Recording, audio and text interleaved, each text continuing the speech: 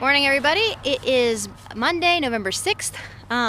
Getting out here actually really early. One of the things that I did is reset my clocks, and because what my body feels like is 7 o'clock is actually now 6 o'clock, I actually got up at 6:15 today, so that was really exciting, working on setting my clocks back. Right now I'm taking the dog for a walk and getting started with my morning routine a little bit early.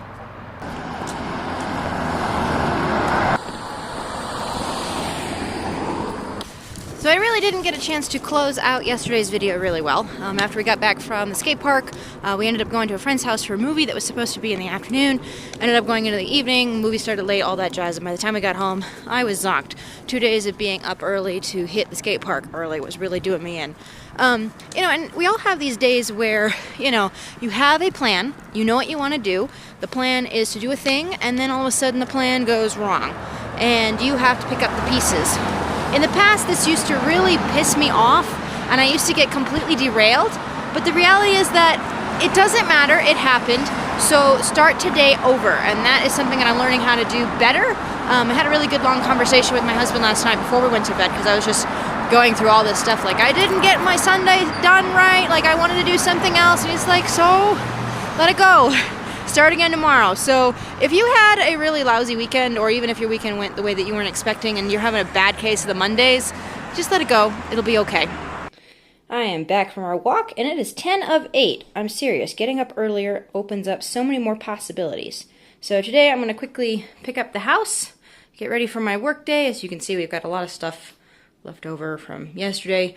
Just cleaning out my work environment. This is the equivalent of washing my rice bowl for the house. This is stuff I wanted to do last night but didn't get to because I got home too late. It is just about 9:30. I'm heating up breakfast and getting ready to hit the day.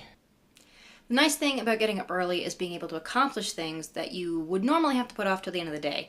It's 9:30. As I said, I'm cooking breakfast. I've already washed and showered, exercised, walked the dog, and did everything that I would normally do in my morning routine. I've even already started scoring my 12-week year, and now I just got to punch those numbers into the computer. So getting up early definitely allows you to do a lot more in the day. And if you've been working at trying to get up earlier, I really recommend that you try and push for that. Because it is worth it. You start feeling a lot more productive, which in turn starts making you feel better, which in turn inspires you to keep getting up early.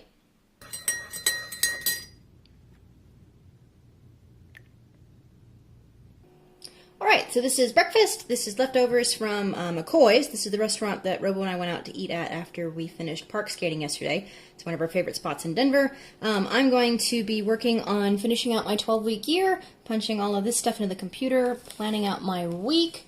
The other thing that I have to do is compile yesterday's video because I haven't done that yet, and I will get that online.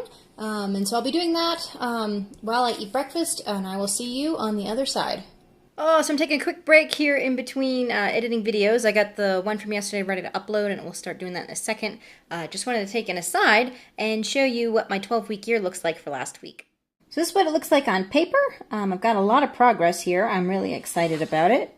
And when I punched all the numbers into my spreadsheet, I got some really cool stuff. So I averaged in each of the weekly categories, the weekly goals. I have 67.85 in my first one, 64% in goal 2, and a 60% in goal 3. So altogether, they created a 63.95% completion rate, which I'm really excited about. This is a very high week. And it's not as high as the 85% that's recommended, but it's definitely higher, which means I have more progress for week 5 than I have had over the last couple weeks, so thumbs up. Okay, the video from yesterday is online, and I figured another place that I could put one of my Renegade stickers on my helmet. And while I've been waiting for that video to go up, I have been working on getting my 12-week year all prepped and ready to go, isolating some leads to email this week, and then, of course, plotting out what my work week is actually going to look like. So I've got some empty space that I'm going to fill up with the tasks that are over here in this column.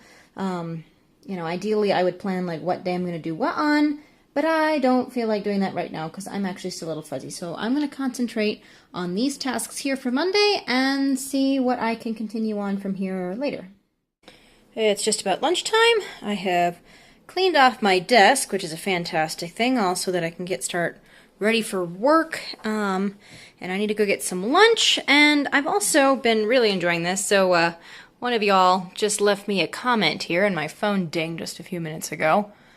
So, you know, I have to admit, this is something that I'm really excited about, you guys. Thank you for commenting. Thank you for being a part of this, and asking questions, dialoguing with me. It's a lot of fun, and I'm enjoying getting to know you all.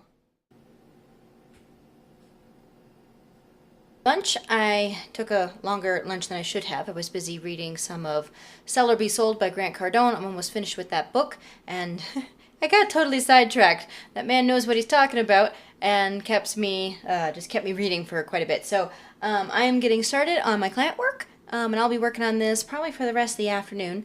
I've got a lead magnet that I want to design for one of my clients, and so that's primarily what I'm going to be working on, and we'll go from there.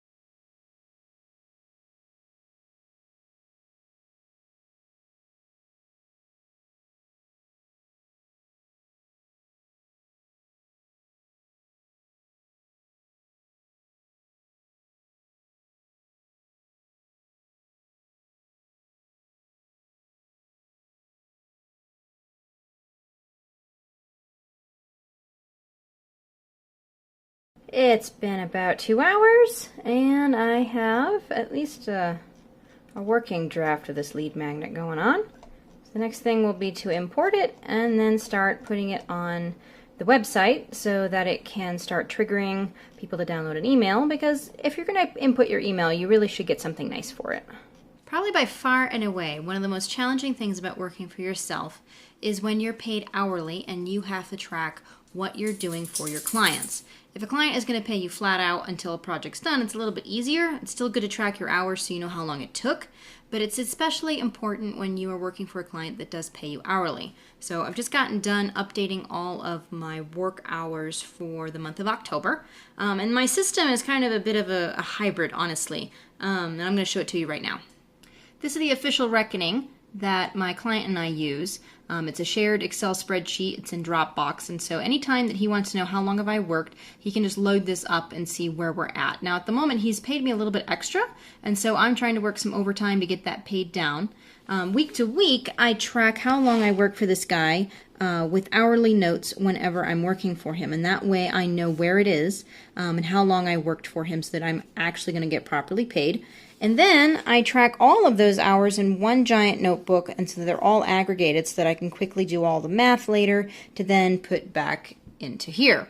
That notebook also functions as like, what do I actually have to do for this month? So like this is last month, and then these are some of my tasks that I have for this one. So this tracking process is similar across the work that I do for all of my clients. In the case of this one, I have a lot of work that I've done for him over the past couple years, so he actually has a full functioning notebook. Everybody else just has sheets of paper that are all tracked either digitally or together. I often have a folder that's right beside me that has all of that data in it. But this is how I guarantee how long I'm working for somebody and that they're only paying me for the hours that I actually worked. It's a matter of trust when you're doing this with somebody. They have to trust you that you're going to be honest in your work. And so when you can provide things like a shared Google Sheets document or an Excel spreadsheet, it really helps people feel confident that you're working when you say you are. The other thing that proves that you're working when you say you are is the results that you're able to deliver at the end of the month. It is almost 5:05. Time to go start supper. Oh, we had to run out to the library and to the store. I forgot onions this week, and I had some movies I needed to return. I have a feeling this is probably going to be the end for tonight. I want to thank you all for watching. I want to thank you all for commenting and realizing that yesterday's video got cut short. And I hope that today made up for it. So as you guys have comments, please leave them below. And let me know what you're thinking. Also like this video if you enjoyed it, and share these videos with your friends and whoever you think needs this message. So I will see you again tomorrow. Ciao.